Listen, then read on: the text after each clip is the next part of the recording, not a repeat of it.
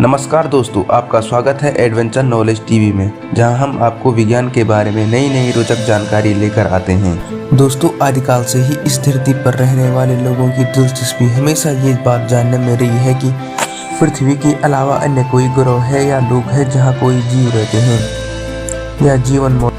दोस्तों, विज्ञान को या वैज्ञानिकों को आज तक ऐसे पक्के सबूत नहीं मिले हैं जिन्हें देखकर ये दावा किया जा सकता है कि एलियनों का अस्तित्व वाकई में था।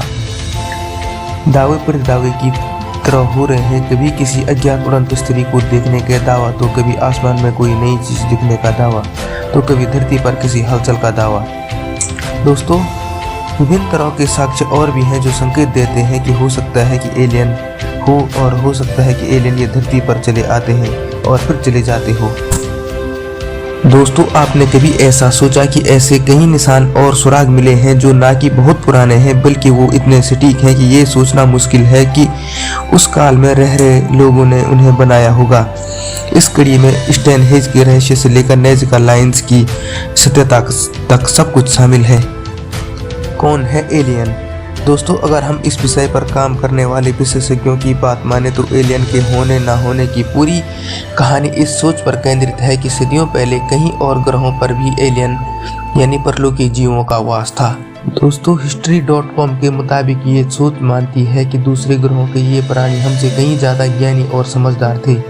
उन्हें विज्ञान की हमसे अच्छी समझ थी। वो तो ये भी कहते थे कि एलियन के पास ऐसे उपकरण हैं और साधन हैं कि वो इस धरती पर आते हैं और फिर चले जाते हैं। इस उपकरण को अक्सर अज्ञात उड़ंत स्त्री या अनआइडेंटिफाइड फ्लाइंग ऑब्जेक्ट यूएफओ के नाम से जाना जाता है। दोस्तों, चपटे गोले के आकार में दिखने वाले इन विमान के बारे में आज भी कई लोग दावा करते हैं कि उन्होंने यूएफओ को देखा। इन पर कई किस्म की फिल्म भी बनी है। इसके अलावा लोगों के दावे भी हैरान करने वाले रहे हैं। बड़ी आंखें, बड़ा सा सिर, छोटा कद, अजीबोगरीब आवाज और रहस्यमयी शक्तियां। आज नाज़का लाइन का रहस्य। दोस्तों, आपने कभी क्या नाज़का लाइन्स के बारे में सुना है? दक्षिण अमेरिका के पेरू में नाज़का रेगिस्तान में ऐसे डिजाइन मिले हैं जिन्होंने पुरातत्वविदों को आज भी अचरज में डाल दिया। दोस्तों, ये कई तरह की सीधी रेखाएं हैं और कई एक दूसरे ज्यामितीय आकार भी इन पक्षियों और मनुष्यों और जानवरों की आकृति उकेरी गई है। वो इतने बड़े हैं कि उन्हें एक बार ऊपर से ही देखा जा सकता है, लेकिन फिर भी इतने सटीक मानो कि कोई पैमाना लेकर आया हो। दोस्तों, आपको यहाँ बता दें कि नाज़का में 300 साल ईसा पूर्व से लेकर 800 ईस्वी सदी तक लोग रहे हैं, लेकिन कोई ऐसा साक्ष्य नहीं है कि उन्होंने कोई उड़ंत स्त्री बनाई हो।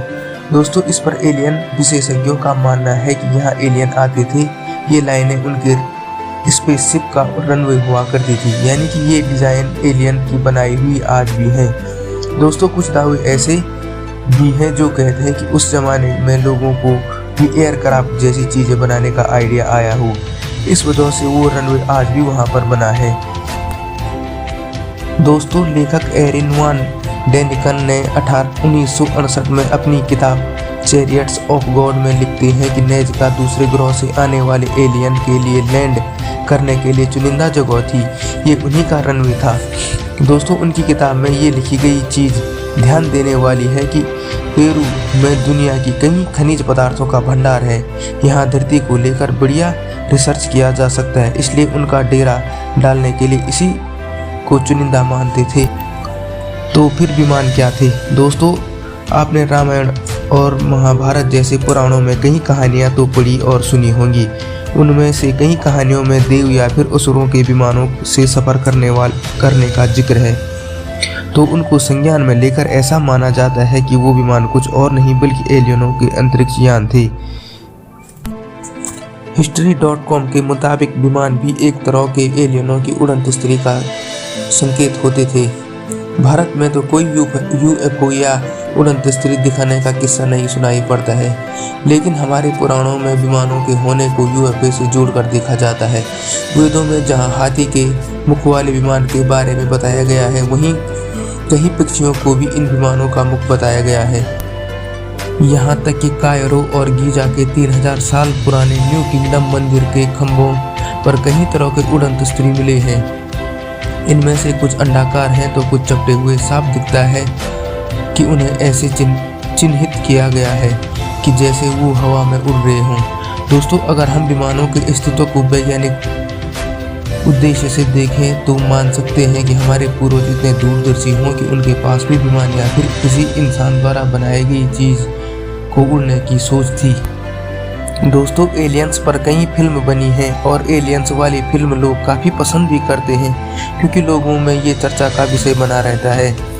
दोस्तों, आपने हॉलीवुड एक्टर विल स्मिथ की film independence day special nomads देखी होगी। इस फिल्म में एलियन को ऐसे जीव के रूप में दिखाया गया है जो धरती को बर्बाद कर देना चाहता है। इसके अलावा वॉर ऑफ द वर्ल्ड, स्टारमैन फिल्में खास हैं। दोस्तों, हमारे देश में पहली एलियन फिल्म कोई मिल गया जो कि 2003 में बनी थी।